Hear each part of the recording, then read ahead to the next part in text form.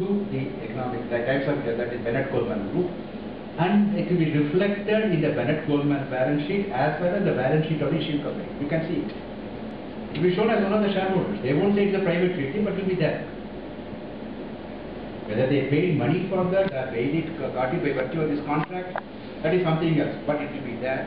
You would have been given some 50,000 shares or 1 lakh shares as the case may be, with a clear understanding that Economic Times should never criticize the performance of the company. That's very important.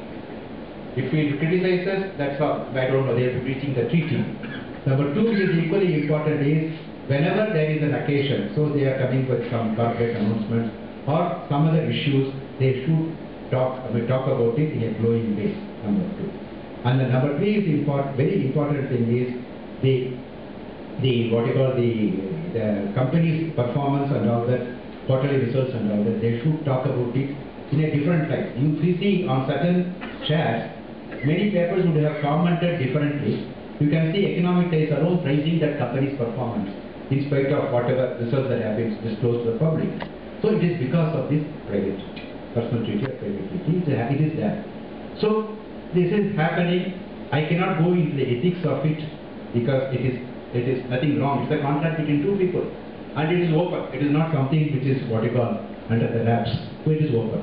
So if somebody comes to it and it is for a consideration, and then press in India enjoys unbridled freedom. And I don't have to say that. So they can write anything they want. Under by virtue of personal treaty, they can write glowingly about the issue and all that. So this is what is happening. Now many other business dailies have joined this. I am told barring Business Line, barring Hindu Group, everybody is joined it. So it is the order of the day, so we need to live with it. But unfortunately, that's why you have to be careful whenever you see a recommendation coming in these papers about a particular stock, about a particular company's performance in the wake of publication of results. You need to be on your guard. Otherwise, it will be misled.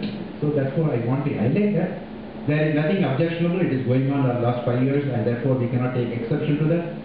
So it calls for a greater level of due diligence on the part of the investor. Only thing is, if you see these papers, you can presume under given circumstances that if they are a shareholder in a particular company, it may be by virtue of their position as a private treaty partner. Okay, that is one.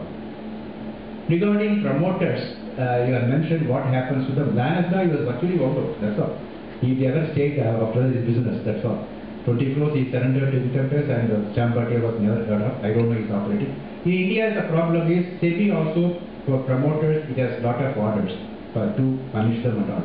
The point is, the promoters and the company, issue company, do not form part of the intermediaries